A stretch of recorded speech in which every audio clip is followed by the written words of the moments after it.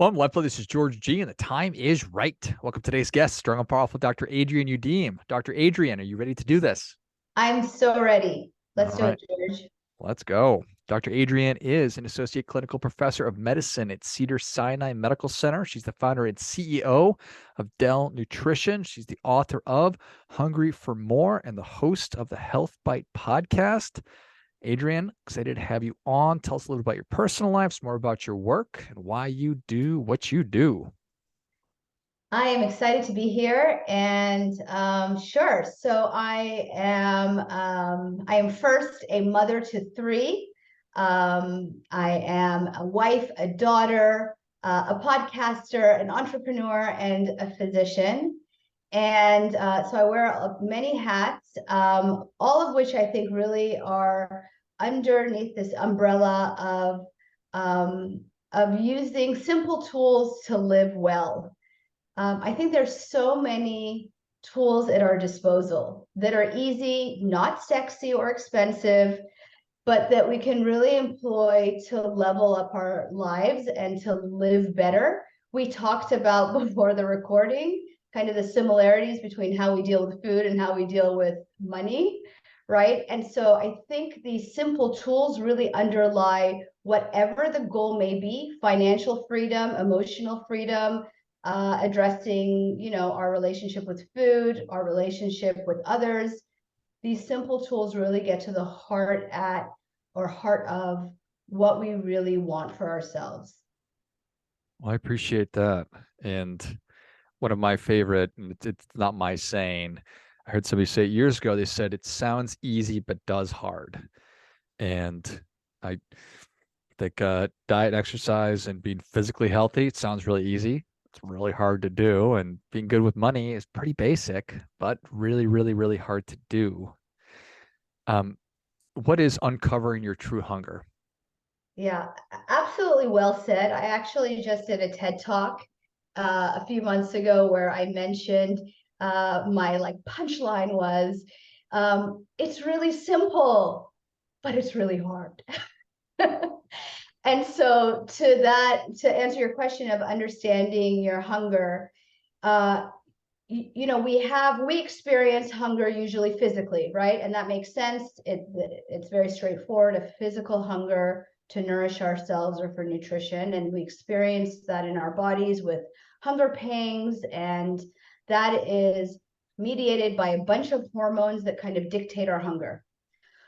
What's interesting and what I've learned in my work, in being a very, I call it doctory doctor, white coat doctor, there was always this other hunger, this kind of underlying hunger that I was experiencing and appreciating in the room. And as a doctory doctor, I felt like it was not my place to call out, that hunger. Hey, your job sucks. You're in an emotionally draining relationship. You're not feeling connected. But in fact, the science shows that those difficult emotions that stem from our basic needs being unmet, our basic psychological needs being unmet, resulting in difficult emotions, literally hijack our hunger hormones. So even if you want to be super doctory and scientific about it, when you're feeling sad, disconnected, lonely, it elicits a hormonal reaction that makes you feel physically hungry for food, but you're not hungry for food, right? And how often, even those of us who are in this space who are super aware, have found ourselves rummaging in the pantry, and you're like, what the hell am I doing here? I just ate 30 minutes ago, right? We've all done it, George. For sure.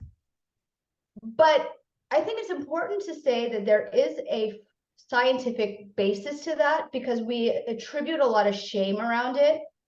And I think when we know that it's our body's kind of habitual response, then it takes away the shame. And then once you get that out of the way, you can deal with what's at hand, which is that there is an unmet need that is triggering emotion, that is beckoning us, that is calling out for our attention.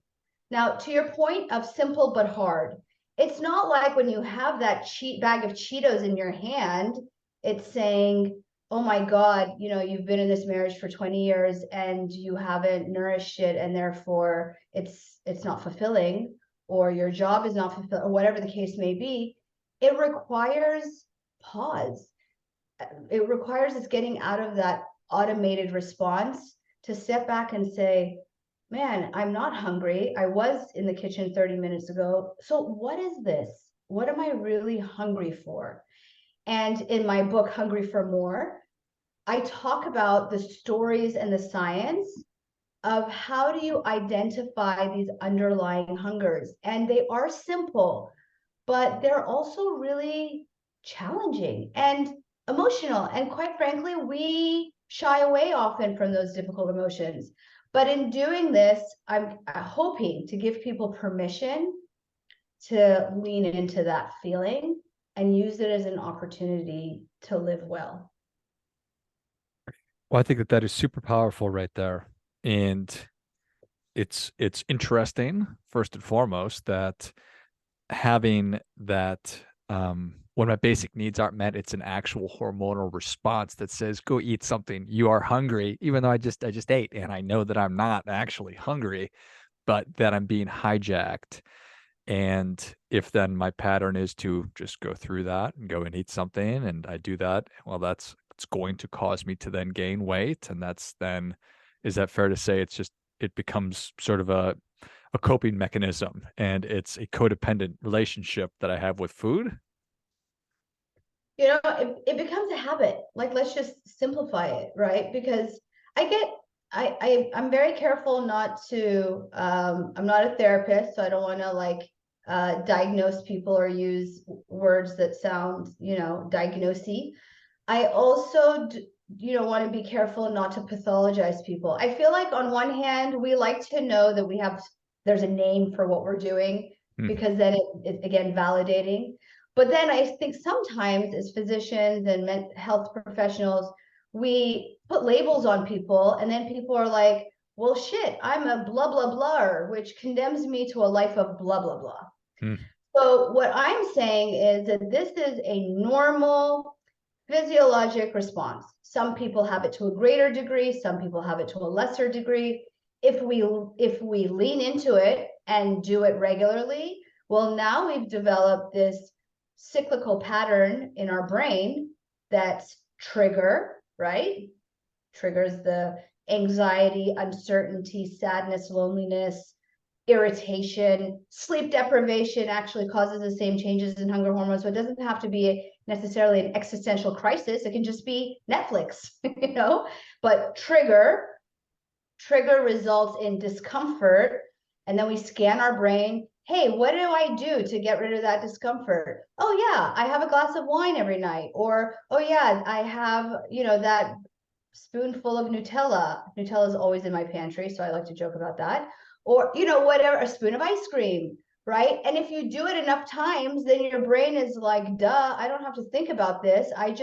It's automated. I know what makes me feel good. It's the ice cream. And yes, it feels good, right? And so I want to also, if you don't mind, address this like counterculture, or like almost cancel culture against weight loss that has developed. This whole culture of like, it feels good. Why are we denying ourselves? Why are we repressing what feels good? And I'm all about not being overly restrictive, right? I'm not saying like I said, the Nutella is in my pantry. Eat the Nutella.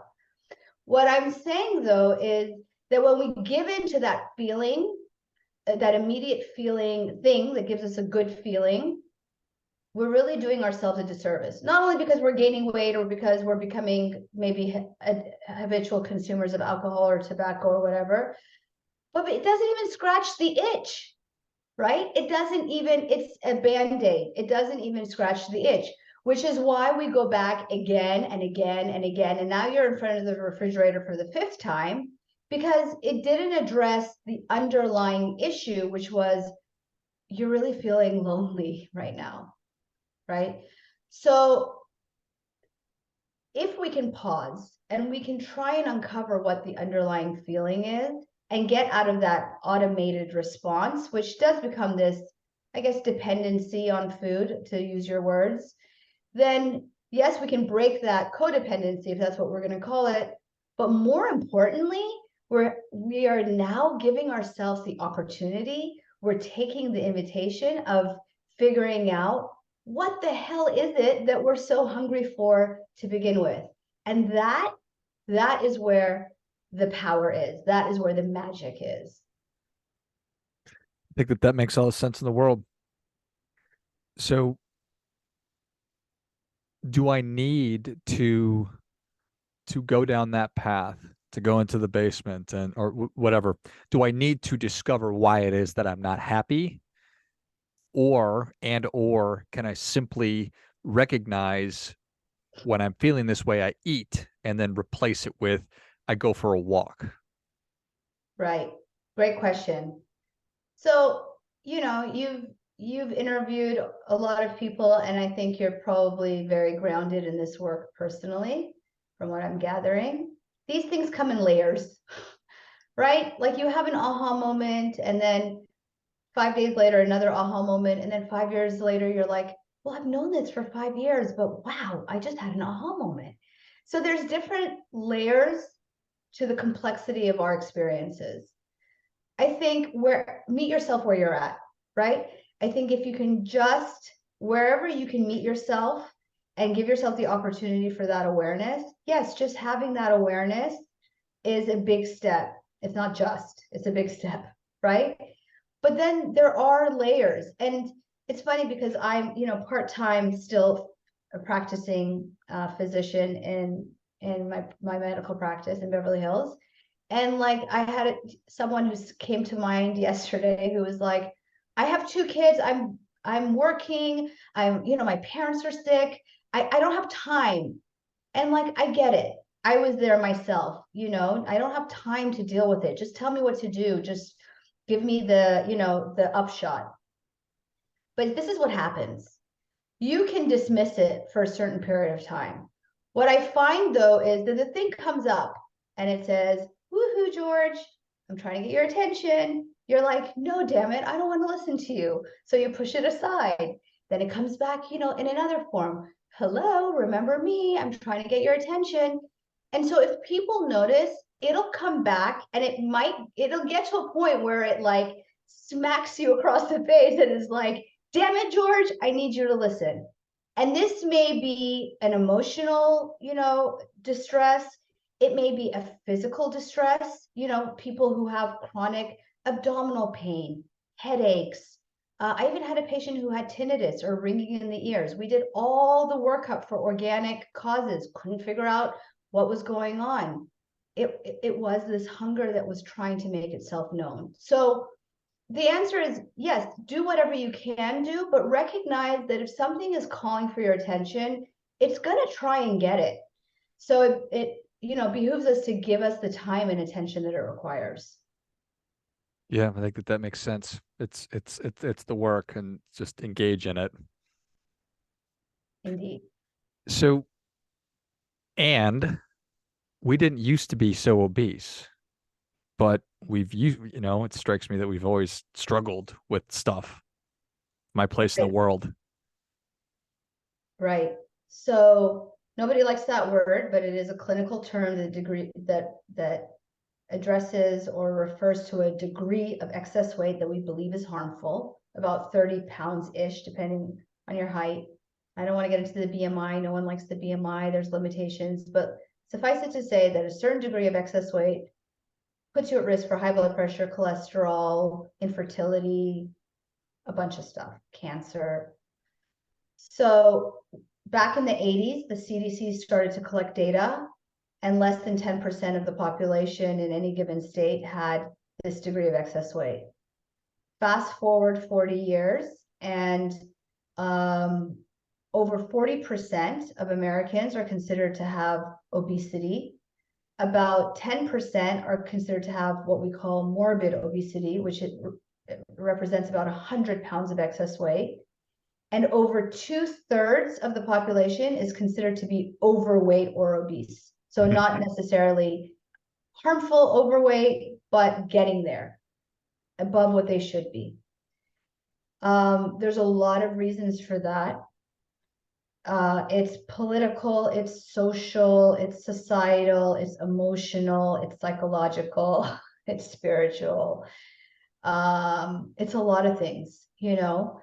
But again, I hate to be pessimistic because there are so many things that we can do. And it's not just eating celery sticks all day long. A great one I like to share with people is sleep. You know, sleep deprivation is engineered into our lives. We used to say you can sleep when you're dead. That's what I'm going to put us in the same generational category. I'm thinking that's what like our parents taught us, right? These days, you know, my teens will say, I can sleep when my Netflix show's over. So there's other competing priorities, right? But the bottom line is we're not getting adequate sleep. The studies show that even 2 nights of sleep deprivation increases hunger hormones. So when they put people in a sleep lab, don't let them sleep or let them sleep only 5 hours, check their blood the next morning. Hunger hormones go up by almost 30%. And then when they survey them, like, what are you hungry for? They're hungry for highly palatable foods. So I always say, like, when I was in undergrad pulling all-nighters, and I would walk into the coffee shop and I'd be like, I need a donut. That was my hunger hormones. It wasn't me, it was my hormones. But really, you're not hungry for broccoli when you're sleep deprived. You're hungry for like chips and donuts. So that's an easy one, right? Like, get sleep, make it a priority in your life. I know there's other things to do, but there's a reason why we sleep. It's not just, you know, being dead. There's actually many metabolic functions that are happening when you're asleep. And when you don't do them, you put yourself at risk for obesity and other things like dementia and insulin resistance and diabetes. So I always like to see where people are at and give them to-dos that they are amenable to. So again, I over talk, George. I can't help myself. I'm a Pisces. But your question was, why are we at this point? And there's so many reasons, but there's also simple ways that we can take back our power and rein it in. I love that on the website you say that you have everything you need right now.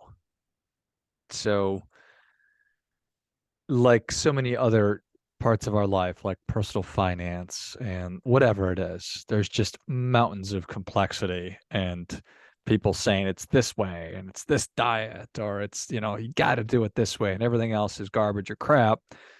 But it's not. The answer is pretty simple and we already know. You know, I literally just got off of another podcast where the person used the word biohacking. Hmm. And like when I hear that word, I would just cringe. Like I just want to like tear every single hair out of my head, right? Because what the hell is biohacking, right? I mean, okay, I understand that some people like the sexy terminology, it's motivating, but it's like, let's demystify and not make it more complicated, right?